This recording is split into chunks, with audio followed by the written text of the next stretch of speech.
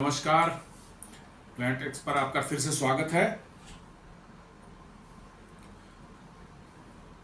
आज हमेशा की तरह फिर आपसे निवेदन है, हमारे चैनल को सब्सक्राइब करें, बेल आइकन को ज़रूर दबाएं, हमारे वीडियोस को लाइक करें और फ्रेंड्स एंड फैमिली के साथ ज़रूर शेयर करें।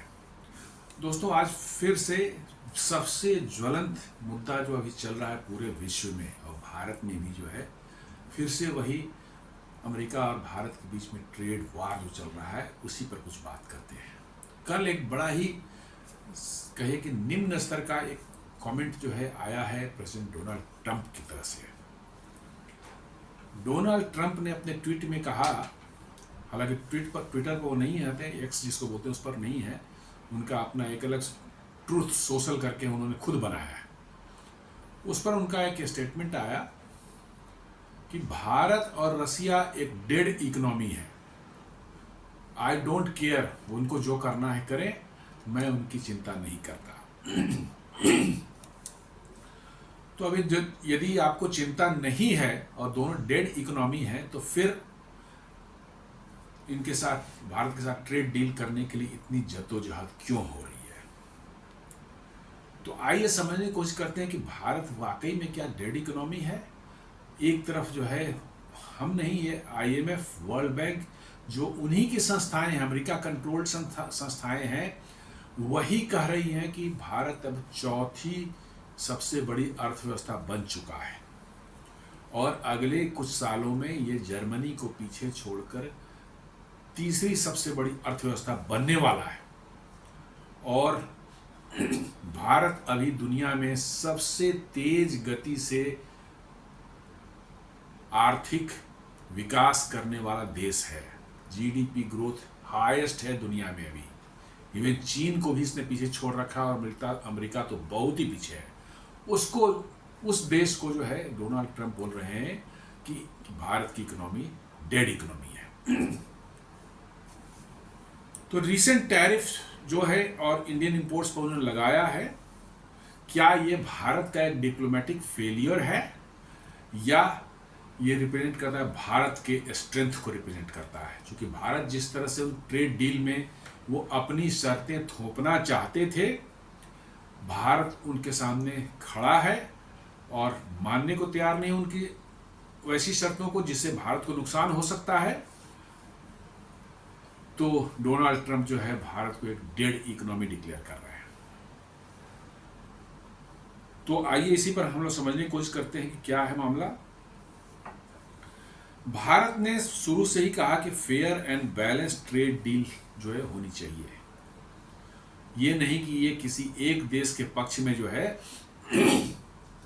बिल्कुल टिल्टेड हो, झुकाव हो उसका। दोनों देशों को इससे फायदा होना चाहिए, तभी एक fair and balance trade deal होती है। और आप देख लें, अभी यूके के साथ जो डील हुई है, फ्री ट्रेड एग्रीमेंट जो यूके के साथ हुई है, उसमें काफ़ी 3.5 साल तक नेगोशिएशन दोनों देशों के बीच में हुई और एक अच्छा डील निकल करके आया है। उसमें जो during the India UK comprehensive economic and trade agreement जो है, इसमें भारत ने दिखलाया कि कैसे अपने स्ट्रेटजिक अप्रोच को, और भारत ने भी ट्रेड कुछ लिबरलाइज किए हैं, बहुत से सेक्टर जो हैं जिसमें यूके को फायदा होने जा रहा है। भारत को भी फायदा मिल रहा है और यूके को भी फायदा मिल रहा है। और यूके में वहाँ के बड़ी बड़ी कंपनियां सब जो है कह रही थी कि भाई ये डील जो है भारत के पक्ष में है, यूके के पक्ष में नहीं, लेकिन अब धीरे धीरे निकल के आ रही कि नहीं, यूके को भी इससे अच्छा खासा लाभ मिलने वाला है आने वाले समय में। तो भारत ने एक समझदारी से और एक बैलेंस्ड अप्रोच लेकर के यूके से एक अच्छी ट्रेड डील की है, जिसमें यूके भी खुश है और भारत भी खुश है। लेकिन डोनाल्ड ट्रंप ऐसा नहीं चाहते, वो बिल्कुल एक तरफा। उनका कहना है कि अमेरिका जो चाहता है वो अमेरिका को मिले, बट भारत जो चाहता है वो भारत को ना मिले। अभी कुछ देशों के साथ उन्होंने किया है कि EU के साथ किया है डोनाल्ड ट्रंप ने, मसौदा सिर्फ बना है, वो तो EU के सभी 27 जो उनके मेंबर्स हैं, कंट्रीज हैं, उनके पार्लियामेंट से रेटिफाई होगा तभी हो सकता है। मुझे लगता है कि ये नहीं हो पाएगा, कभी नहीं हो पाएगा। जिसमें उन्होंने कहा कि ईयू के कोई सामान जाएगा, यूरोपियन यूनियन का सामान अमेरिका जाएगा, उस पर 15% टैरिफ लगेगा, लेकिन अमेरिका का कोई सामान ईयू आएगा उस पर 0% टैरिफ लगेगा। अब ये तो बिल्कुल ही मतलब कि जो है ऐसी है वो है। ऊपर से ईयू को जो है $750 बिलियन का जो है एनर्जी, ऑयल एंड गैस जो है अमेरिका से खरीदना पड़ेगा। अमेरिका से $750 बिलियन का जो है ऑयल खरीदना पड़ेगा और गैस खरीदने पड़ेंगे। ऊपर से $550 बिलियन से अमेरिका में इन्वेस्ट करने पड़ेंगे ईयू को। कैसे करेंगे वो तो समय बताएगा। क्या इस तरह से डील होती है कि आप मेरे घर में इन्वेस्ट करो, आप हमारे यहाँ से एनर्जी खरीदो, हम आपको जो सामान भेजे उस पर टैरिफ नहीं लगाओ और आपका जो आएगा उस पर टैरिफ लगाएंगे। डोनाल्ड ट्रंप जैसे यही चाहते हैं और वो ये समझ बैठे हैं कि जैसे अमेरिका धमकाकर छोटे देशों से जो है डील करता है या अपनी बात मनवाता है, शायद भारत से भी करेगा।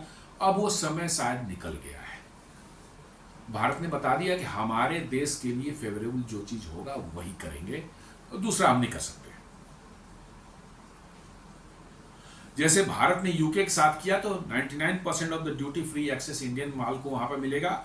उसी तरह से जो है ये 99% में जो है आपको टेक्सटाइल है, लेदर है, प्रोडक्ट्स, मैरीन प्रोडक्ट्स हैं, जेम्स एंड ज्वेलरी हैं और भी बहुत सी चीजें हैं। ये सब यूके में जो है फ्री ऑफ कॉस्ट जा सकती है, फ्री ऑफ ड्यूटी जा सकती है। और उसी तरह यूके के भी बहुत से सामान यहाँ पर आएंगे, उन पर बहुत माइनर कुछ ड्यूटी 3-4% कुछ लगेगी, लेकिन वो भी आने वाले समय में खत्म कर दिया जाएगा। वो भी आने वाले समय में खत्म कर दिया जाएगा। और यूके को इससे कोई बहुत बड़ा वो नहीं है, क्योंकि इंडिया का मार्केट इतना बड़ा है। वो यदि आपके प्रोडक्ट्स यहाँ बिकने शुरू हो जाते हैं तो वॉल्यूम इतना बड़ा है कि प्रॉफिट मार्जिन यदि कम भी है तो ओवरऑल आप देखेंगे कि बहुत बड़ा चंक आपको जो प्रॉफिट मिल सकता है। तो इस अप्रोच के साथ इंडिया और यूके ने जो है अपना ट्रेड डील किया है। इंडिया ने उसी तरह के अप्रोच जो है अमेरिका के साथ भी करना चाहा और करना चाह रहा है, लेकिन अमेरिका जो है अपनी शर्तें थोपना चाह रहा है। बट इंडिया ने जो कह रहा है ने बिल्कुल सस्टेनेबल प्रेशर, यूएस प्रेशर को एकदम रोक रखा है। बोला कि नहीं, ये नहीं हो सकता। अमेरिका क्या चाहता है, जिस पर भारत को सबसे बड़ी आपत्ति है, वो है कि आप अपना एग्रीकल्चर सेक्टर खोल दें, अपना डेयरी सेक्टर खोल दें और जेनेटिकली मॉडिफाइड जो है सीड्स हैं उसके लिए अपना मार्केट खोल दें, ताकि ये सब चीज़ें वहाँ बड़ी मात्रा में बनती हैं, वो भारत में पुश कर सके। आपको जानकर बड़ा आश्चर्य होगा, बहुत ही मैंने इससे थोड़ी अजीब तरह का फीलिंग भी आएगी कि अमेरिका के दूध जो है होते हैं, जिसको हम लोग पवित्र मानते हैं, गाय का दूध जो है, वहाँ गायों को जो है नॉन वेज खिलाया जाता है, मीट और फिश खिलाई जाती है, ताकि उनसे और ज़्यादा दूध का उत्पादन हो सके। मतलब वो दूध वेजिटेरियन अब नहीं रह गया, वो नॉन वेजिटेरियन उन्होंने बना दिया है उसको। भारत करा कि नहीं, इससे हमारे रिलीजियस सेंटिमेंट्स को हर्ट होगा, मेजोरिटी ऑफ द पीपल को जो है ये हम नहीं कर सकते। लेकिन अमेरिका है क्या, उनको लगता है बस दादागिरी हमारी है, ऐसे ही चलता है दुनिया दुनिया ऐसे ही चलती है, हम जो चाहते हैं वही होना चाहिए। एग्रीकल्चर के मामले में भारत ने कहा कि भैया इसको हम नहीं खोल सकते क्योंकि 1.54 बिलियन का पॉपुलेशन है, 1.4 बिलियन का पॉपुलेशन है इंडिया का, और हमारे मेजोरिटी ऑफ लोग जो है आज भी जीवन यापन के लिए एग्रीकल्चर पर हैं। उनकी कमाई छोटी होती है, उनका मैकेनाइज्ड फार्मिंग नहीं है बहुत ज़्यादा, मतलब कि वो सिस्टमेटिक वे में वो नहीं होता। और चीज़ें हम इनको नहीं खोल सकते, हमारे फार्मर्स की बड़ी संख्या जो है इससे जो है प्रभावित होगी, तो हम इसको नहीं खोल सकते। लेकिन अमेरिका जो है कह रहा है कि नहीं साहब खोल दीजिए, चूंकि वहाँ की फार्मिंग जो है मैकेनाइज्ड है, बहुत ज़्यादा फर्टिलाइजर और ये सब पेस्टिसाइड्स यूज होते हैं, तो उनके यील्ड ज़्यादा है। और साथ साथ जेनेटिकली मॉडिफाइड क्रॉप्स भी हैं, उसमें यील्ड और भी ज़्यादा होती है, लेकिन वो जेनेटिकली मॉडिफाइड सीड्स जो हैं it is not good for the human consumption, हमारे हेल्थ के लिए अच्छा नहीं है, ये साइंटिफिकली प्रूवन है। बट स्टिल उनको तो सिर्फ प्रॉफिट चाहिए, लोगों की जान से कोई लेना देना नहीं होता है अमेरिका को। दे हैव गॉट कोई सेंटिमेंट्स उनके पास में, कोई सेंस मतलब जो है ह्यूमन सेंस नाम की चीज़ नहीं होती है। उनको प्रॉफिट हर जगह डॉलर बस दिखता है। वो चाहते हैं कि आप खोल दें जेनेटिकली मॉडिफाइड सीड्स आए। और सबसे बड़ी चीज़ है, आज हमारे किसान जो खेती करते हैं वो जो उपज उनकी होती है उसी में से कुछ अपना सीड्स के लिए अगले साल के लिए रख लेते हैं और इस्तेमाल करते हैं। जेनेटिकली मॉडिफाइड सीड्स नहीं, हर साल आपको खरीदना ही खरीदना है। अपने उपज से आप लेंगे बचा कर रखेंगे, वो नहीं काम करेगा। ये सबसे बड़ा समस्या है।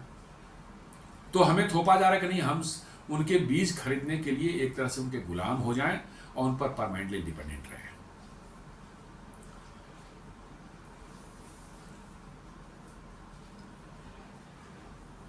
उसी तरह से पब्लिक हेल्थ वाले उसमें जो है, अभी आप देखे होंगे कि पिछले 2 साल या 3 साल पहले जो है सरकार ने जो है कुछ वैसी डिवाइसेज जो हैं जो एंजियोप्लास्टी में यूज होती है, स्टंट्स जो लगते हैं कार्डियक डिजीज में जो है, और जो इम्प्लांट्स होते हैं, नी इम्प्लांट्स होता है, रिप्लेसमेंट जो होती है उसके लिए इम्प्लांट्स लगते हैं, हिप का होता है, उन सबों की मनमानी थी इस देश में। जो है 20-25 हज़ार के सामान को जो 2 लाख 2.5 लाख में बेचा जा रहा था, सरकार ने उसमें कैपिंग लगा दी कि इससे ज़्यादा आप नहीं बेच सकते। अब वो कह रहे हैं कि नहीं, आप कैपिंग को हटाएं, इसको जो मार्केट ड्रिवन प्राइस को रहने दें, आपके देश के लोगों का की हेल्थ सिस्टम चरमरा जाए, उनका घर द्वार बिक जाए, उनसे कोई मतलब नहीं उनको। सरकार ने कहा नहीं, ये हम नहीं इसको छोड़ सकते, अपने हमारे देश के लोगों के की हेल्थ जो हमारी प्रायोरिटी है, हम उनका जो है उनके लिए हमें जो करना होगा हम करेंगे।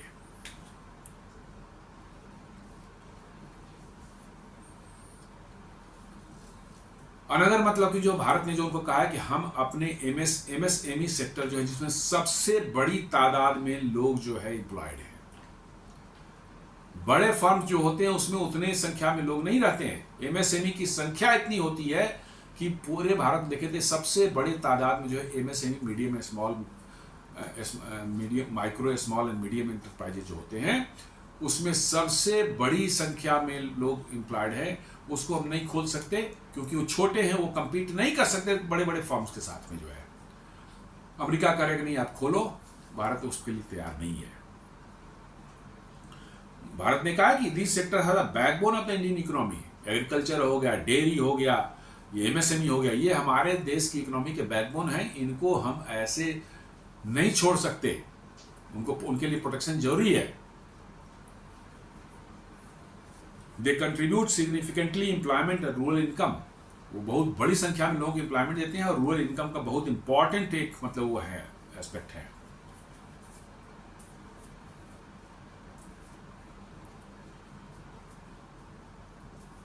इंडिया आज के दिन में यदि देखा जाए कि कैसे हमारा मतलब कि अपनी चीज़ों को देखें तो हम लोग इस पर कि 3rd लार्जेस्ट ऑयल इंपोर्टर हम लोग हैं और कंज्यूमर हैं। 85% हमने अपने तेल की ज़रूरतों को हम आयात करते हैं बाहर से। अब रशियन ऑयल को ले लिया जाए तो फरवरी 2022 में रशियन ऑयल जो भारत में जो है आता था वो मात्र पूरे का 0.2% टोटल हमारा था। लेकिन यूक्रेन कॉन्फ्लिक्ट के बाद जो है वो बढ़ करके जो है करीब करीब जो है पिछले साल का आप फिगर ले लें तो करीब करीब वो हो गया 40%। पिछले साल जून का फिगर ले लें 40% हो गया था। क्यों? क्योंकि जब यूक्रेन कॉन्फ्लिक्ट हुआ तो क्रूड ऑयल के दाम जो है $138-140 पर बैरल तक चले गए थे, जो कि एक्सॉर्बिटेंट था। हमारी इकोनॉमी पे इतना बुरा असर पड़ता। उस समय रसिया ने हमें जो ह्यूज डिस्काउंट देना शुरू किया, $40 पर बैरल का डिस्काउंट मिला हमें, और उससे जो हमारी इकोनॉमी बची, हमारे लोगों पर महंगाई का बोझ नहीं आया पड़ने दिया हमने।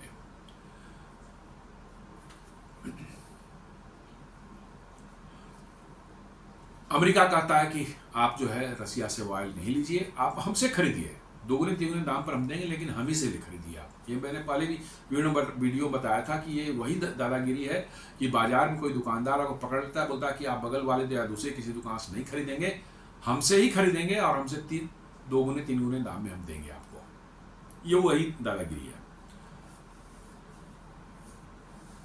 हमारे इस पूरे इशू पर जो है एक्सटर्नल अफेयर्स में से एस जयशंकर जी ने कहा, if it is your contention that our position has been in putting the interest of the Indian public first, I plead guilty.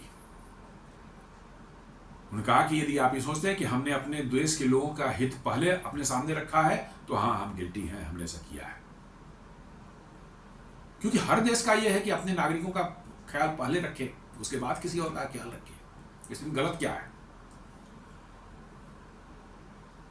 India ने साफ कहा कि हम अपनी इकोनॉमी को स्विच ऑफ नहीं कर सकते। रसिया से तेल बंद करके जो है 2 गुने दाम पर तेल हम बाहर से लेकर के जो है अपनी इकोनॉमी को स्विच ऑफ बंद नहीं कर सकते।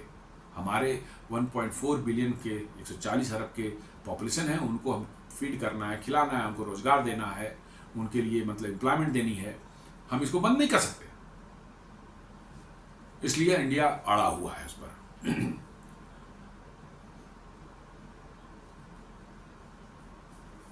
यूरोपियन यूनियन ने भी इस पर जो है अपना ये किया है कि भैया आप रसिया से तेल बंद कीजिए, नहीं तो हम आपको नायरा एनर्जी पर उन्होंने कुछ पाबंदियां भी लगाई थी। लेकिन रसिया ने कहा कि जबकि खुद यूरोपियन यूनियन अभी भी नेचुरल गैस जो है रसिया से ले रहा है। ये फर्स्ट क्वार्टर ऑफ 2025 जनवरी फरवरी मार्च का फिगर है कि अभी भी 11.1% of the use natural gas import gas के फॉर्म में 11.1% जो है वो गैस के फॉर्म में वो वहां से ले रहे हैं रसिया से, और 17.0% लिक्विफाइड नेचुरल गैस के फॉर्म में ले रहे हैं। तो मिला लें आप 17 और 11 28% गैस की रिक्वायरमेंट अभी भी वो रसिया से अपना फुलफिल कर रहे हैं, और हमें कह रहे हैं कि आप अपना तेल लेना वहां से बंद कीजिए, नहीं तो हम पाबंदी लगाएंगे आप पर। तो इस तरह के दोहरी बातें जो है ये मतलब कि जो है आज की दुनिया में भारत एक्सेप्ट करने को तैयार नहीं है। ये हिपोक्रेसी जो है आज भारत एक्सेप्ट करने को तैयार नहीं है। वो इनको अभी भी लग रहा है कि 90s और 80s का भारत है, उसको हम जैसे दबा लेंगे वो दब जाएगा, तो वो अब नहीं रह गया है।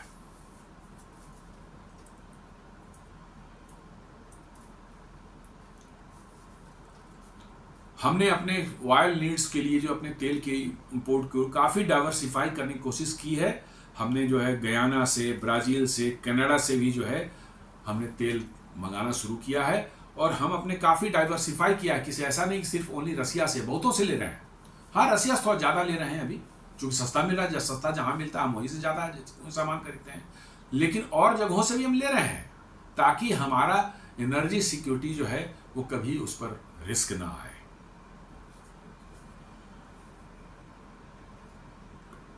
ये जो है पूरा का पूरा आप देखेंगे कि स्ट्रेटजिक कॉन्फिडेंस जो भारत के अंदर में एक नज़र आ रही है, वो क्यों आ रही है, और अमेरिका को ये बात समझ में शायद नहीं आ रही कि भारत क्यों इतना कॉन्फिडेंट है।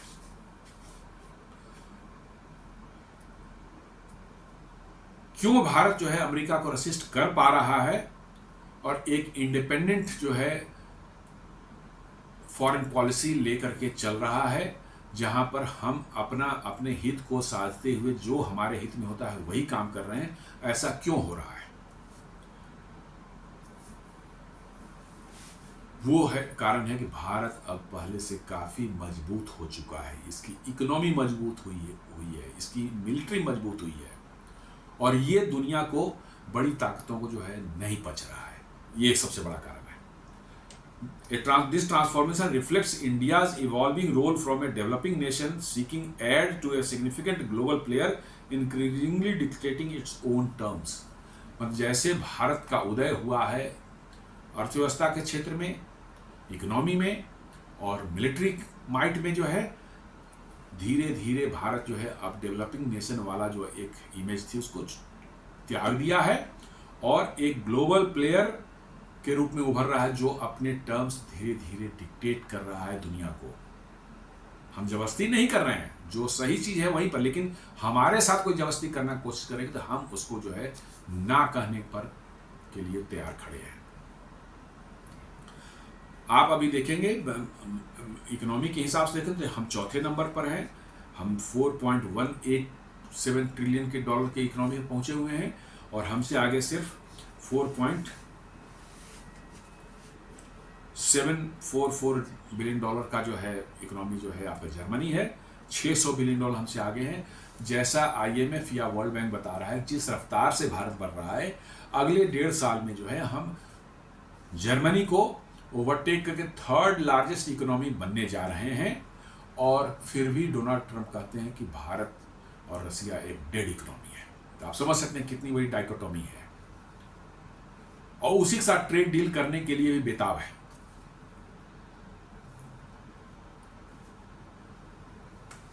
वर्ल्ड बैंक ने, IMF ने प्रोजेक्ट किया है कि fastest major economy, growing major economy Bharat है, जिसका 25-26 में जो है GDP ग्रोथ जो है 6.3 से लेकर 6.8 के बीच में रह सकता है। इस बार भी हमारी 24-25 में जो ग्रोथ हुई है वो 6.4 या 6.5 के आसपास में है। नियरेस्ट जो हमसे कौन है? चाइना 4.2, 4.3, और अमेरिका जो है वो 1.9 या 2 के आसपास में है। हम उनसे, अमेरिका से 3 गुने ज्यादा गति से प्रगति कर रहे हैं, फिर भी हम डेड इकोनॉमी है। आप समझ सकते हैं कि कितनी बड़ी, मतलब कि जो है ये उनके मन में जो है क्या भरा हुआ, किस तरह का विचार इंडिया के प्रति रखते हैं, आपको अंदाजा लग सकता है। इंडिया का एक वास्ट डोमेस्टिक मार्केट है जिसमें 1.4 बिलियन कंज्यूमर्स हैं, और यही भारत का स्ट्रेंथ है। हम कंज्यूमिंग कंट्री, हम एक्सपोर्टिंग कंट्री नहीं है। चाइना जैसे, चाइना की सारी इकोनॉमी एक्सपोर्ट पर डिपेंडेंट रहती है, हमारी ऐसी नहीं है।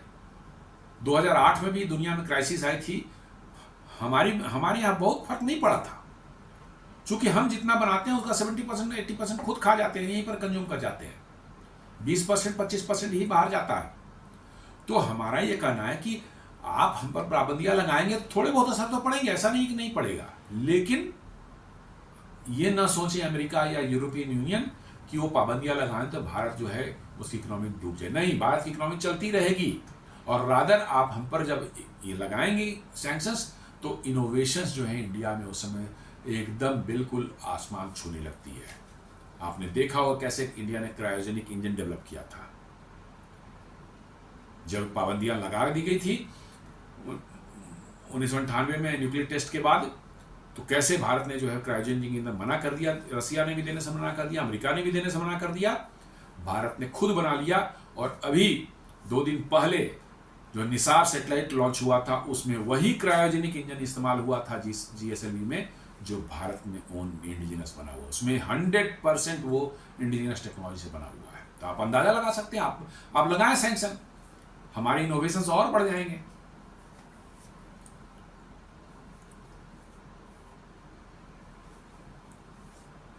भारत की अभी स्थिति जो है वो उसको जो है एक इंडिस्पेंसिबल पार्टनर की तरह बनाता है दुनिया में किसी भी देश के लिए। जो है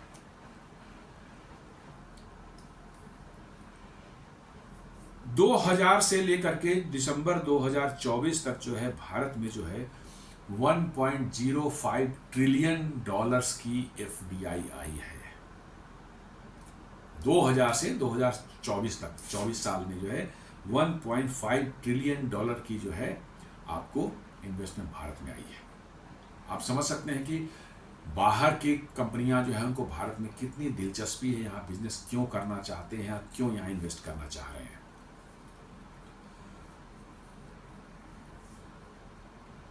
भारत धीरे धीरे, भारत की जो है इंपॉर्टेंस जो है ग्लोबल सप्लाई चेन में धीरे धीरे बढ़ती जा रही है। आप देख रहे हैं कि आईफोन बड़ी मात्रा में यहाँ से स्मार्टफोन बना करके जो है एप्पल जो है एक्सपोर्ट कर रहा है अमेरिका, यूरोप और अन्य देशों को। सिमिलरली जो है सैमसंग जो है कि दुनिया की सबसे बड़ी मोबाइल फ़ोन स्मार्टफोन मैन्युफैक्चरिंग का प्लांट भारत में नोएडा के पास में है, और वहाँ से बड़ी तादाद में जो है सारी दुनिया को एक्सपोर्ट हो रहा है। बड़ी बड़े टेक्नोलॉजी जो फर्म्स हैं, ग्लोबल कैपेबिलिटी सेंटर्स जो हैं भारत में खुले हुए हैं सभी कंपनियों ने, जहां टॉप लेवल के जो है कटिंग एज R&D का काम हो रहा है। तो आखिर ये क्यों हो रहा है? उन कंपनियों को क्यों इतना इन्वेस्ट भारत में कर रहे हैं? उनको दिख रहा है कि भारत ही वो इमर्जिंग इकोनॉमी है जो उनको उनके भविष्य के लिए सहारा बन सकता है।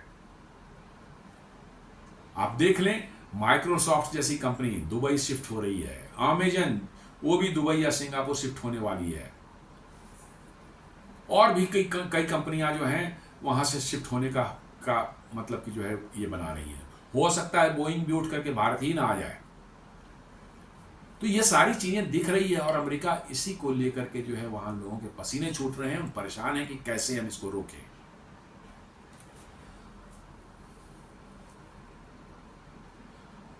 आप इंडिया के फार्मास्यूटिकल सेक्टर से ले, हम थर्ड लार्जेस्ट वॉल्यूम के टर्म्स में देखेंगे तो दुनिया के थर्ड लार्जेस्ट जो है फार्मास्यूटिकल बनाने वाली कंपनी है। और यदि वैल्यू के हम दुनिया को 20% जो है दुनिया की दवाइयां जो हैं वो भारत में बनती हैं। पूरी दुनिया की दवाइयां 20% भारत में बनती हैं। और यदि थर्ड लार्जेस्ट है वॉल्यूम में, और यदि वैल्यू के फॉर्म में देखेंगे तो हम 14th लार्जेस्ट हैं। क्यों वैल्यू टर्म्स में? इसलिए कि अमेरिकन दवाइयां महंगी होती हैं। एक दवाइयां होंगी $10 की होंगी, हमारे यहाँ वही दवाई ₹10 की मिलेंगी। तो वो तो 10 टैबलेट भी बेच देंगे तो उनकी कहाँ से कहाँ पहुँच जाएंगे, हम 10 बेचेंगे तो बिल्कुल नीचे नहीं। तो हमारे लिए वॉल्यूम बहुत होना चाहिए उसका मैच करने के लिए। तो वैल्यू में वो भले ज़्यादा हों, लेकिन वॉल्यूम हमारी इतनी है क्योंकि हम सस्ती दवाइयाँ बना रहे हैं और पूरी दुनिया को दे रहे हैं। और 20% जो है दवाइयाँ जो भारत बना के पूरी दुनिया को दे रहा है। आप समझ सकते हैं कितनी बड़ी मैंने ये उपलब्धि है। इन सबों के साथ साथ जो है आप देख लें कि इंडिया की मिलिट्री प्रोग्रेस भी जो है धीरे धीरे बढ़ रही है। आत्मनिर्भर भारत और मेक इन इंडिया ने कमाल कर दिया है डिफेंस में जो है। अभी पिछले साल जो भारत ने करीब 1.5 लाख करोड़ का, 1.25 लाख करोड़ का जो है डिफेंस मैन्युफैक्चरिंग भारत के अंदर में किया है। और भारत के अब सामान, पहले 65% हमारे इक्विपमेंट जो बाहर से आते थे, अब 65% भारत में बन रहे हैं। अब 35% ही बाहर से आ रहे हैं। पिछले 10 सालों में ये चेंज हुआ है और ये धीरे धीरे बढ़ते जा रहा है। 2029 तक प्लान है कि हम 3 लाख करोड़ के जो है एनुअली जो है हम हर साल जो है डिफेंस मैन्युफैक्चरिंग हम करेंगे भारत में। भारत का डिफेंस मिलिट्री बजट जो है वो भी जो है 6.81 लाख करोड़ पिछले साल था, 25-26 में साल। और ये पिछले साल 2013-14 में देखेंगे, 10 साल पहले तो 2.53 लाख करोड़ था। आज हम उससे 3 गुना हो चुके हैं और बढ़ता जा रहा है। तो हमारी मिलिट्री ताकत बढ़ रही है। और अभी ऑपरेशन सिंदूर के दौरान दुनिया ने देखा भारतीय हथियारों ने क्या गजब का कमाल दिखाया और कैसे मतलब कि जो है मिनटों में, घंटों में जो है पाकिस्तान को घुटनों पर ला दिया और सीज फायर की भीख मांगनी पड़ी पाकिस्तान को। तो ये भारत की बढ़ती हुई मिलिट्री ताकत का एक छोटा सा एग्जाम्पल था।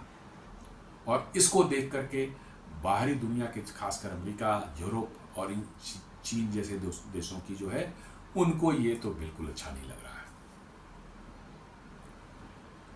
डोमेस्टिक मैन्युफैक्चरिंग जो है हम बिल्कुल बढ़ा रहे हैं डिफेंस में जो है। और नॉट ओनली डिफेंस में, अभी आज ही जो है प्रधानमंत्री का एक आया है कि भाई आप फेस्टिव सीजन आ रहा है, आप जरूर ये कोई सामान खरीदें तो देखें कि इसमें किसका पसीना लगा हुआ है, इसको बनाने में किसका पसीना लगा हुआ है।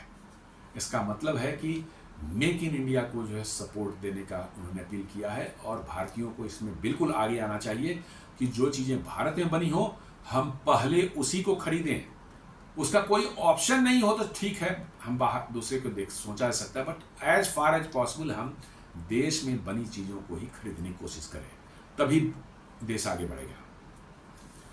इसलिए हम डोमेस्टिक मैन्युफैक्चरिंग बढ़ा रहे हैं। बाहर से इंपोर्ट पर रिलायंस हमारा कम हो रहा है। और जैसे मैंने बताया 2029 तक जो है हम 3 लाख करोड़, करीब $36 बिलियन के डिफेंस इक्विपमेंट बनाने का हमारा प्रोग्राम है। तो कैपेबिलिटी है, कन्विक्शन है, मिलिट्री स्ट्रेंथ है, इंडिजिनस डिफेंस इंडस्ट्री है, सेल्फ सफिशिएंसी है, डिस्करेज ओवर्ट मिलिट्री प्रेशर से सबों का जो है हम एक कॉम्बिनेशन ले लें तो भारत में एक उभरता हुआ भारत आपको नजर आएगा जो किसी के सामने झुकने को तैयार नहीं है। डोनाल्ड ट्रंप चाहे जो भी सोच लें, यूरोपियन यूनियन का जो भी सोच लें, अब वो आज से 40 साल पहले वाला भारत नहीं जिसको आप बुली कर दें, जिसको आप किसी बात पर डांट दें और कि आपको ऐसे करना है, आपको वैसे करना है, और भारत वैसा करता था। अब वैसा नहीं रह गया। ये this shift in capability is fundamentally alter the dynamics of इस इंटरनेशनल इंगेजमेंट। ये शिफ्ट जो हुआ है ये पूरी तरह से इंटरनेशनल इंगेजमेंट को चेंज करने वाला है।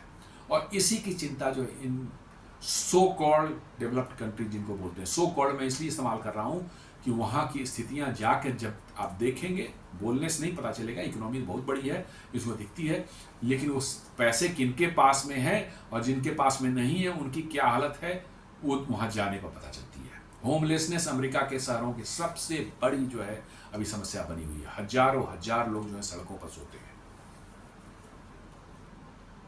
तो ये सो कॉल्ड जो बड़ी इकोनॉमी, डेवलप इकोनॉमी है, अपने आप को जो समझते हैं कि भाई उनकी रियलिटी कुछ और है और भारत उसी को चैलेंज कर रहा है। डोनाल्ड ट्रंप बहुत से ट्रिक्स खेलने की कोशिश कर रहे हैं। अभी 2 दिन पहले उन्होंने कहा कि हम पाकिस्तान से ऑयल डील कर रहे हैं, पाकिस्तान में हम बहुत बड़ा एक ऑयल रिजर्वायर खोजेंगे। पता नहीं है अभी उसका, ये नहीं हुआ कि भाई हम खोजेंगे और वहीं से भारत को भी हम तेल बेचेंगे। अब सोच लीजिए, मैंने इंडिया को सिवाय चिढ़ाने का या इंडिया को जो है इरिटेट करने का एक काम कर रहे हैं और कुछ नहीं है। बेसिकली डोनाल्ड ट्रंप जो है, हम चाह रहे थे कि अमेरिका के सामने भारत झुक जाए और वो भारत नहीं कर रहा है और इसी के चलते बिल्कुल बौखलाए हुए हैं, कुछ भी बोल रहे हैं, कुछ भी ट्वीट कर रहे हैं, बीच रात में कर रहे हैं, सुबह कर रहे हैं, रात कर रहे हैं, कुछ पता नहीं चल रहा है। तो दोस्तों, मिला जुलाकर मैं यही कहना चाहता था कि अब भारत जो है अमेरिका का पपेट नहीं है। अमेरिका जो सोच रहा है कि भारत अमेरिका का पपेट बन के रहेगा, ये गलतफहमी उनको अपने अंदर से बिल्कुल निकाल देनी चाहिए। मैंने तो बहुत छोटी सी कुछ चीज़ों का बस जिक्र किया है। अभी इकोनॉमी में ले लें, डिफरेंट सेक्टर्स को उठा के देखना शुरू कर दें तो आपको लगेगा कि आप कितने मजबूत स्थिति में पहुंच रहे हैं धीरे धीरे। तो ये एक छोटा सा विश्लेषण हमारा था। आज जो डोनाल्ड ट्रंप जो है भारत को एक डेड इकोनॉमी बताया है, उस पर उनको आईना दिखाने का ये एक छोटा सा प्रयास था। उम्मीद करता हूँ कि वीडियो आपको अच्छा लगा होगा।